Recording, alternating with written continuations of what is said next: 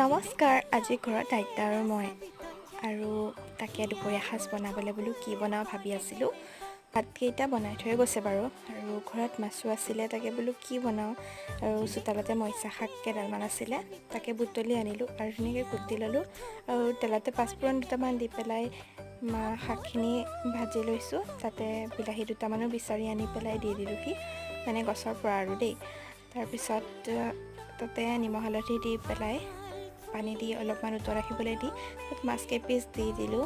আৰু এইফালে আইতা আছে যিটো, চাহ একাপ খাবলৈ চাহ বনাই আছোঁ আইতালৈ। আৰু এইফালে আমাৰ কৰিছিলে আলু খেতি, আপোনাক মানে আধা বিক্ৰী হ'ল, আধা দি আৰু আধা দি আছে, তাকে আপোনাক দেখালোঁ। আৰু এয়া দুপৰীয়া ভাত কেইটা খালোঁ। খাই লৈ পেলাই মই এফালে যাব লগা আছিলে। আমাৰ ঘৰৰ পৰা মেনুৰডালে অলপ দূৰ কাৰণে মোক পিতায়ে অলপ থৈ আহিলে গাড়ীৰ ওচৰত, আৰু আহি পেলাই ব্ৰেড খালোঁ। আজিলৈ ইমানে আছিলে।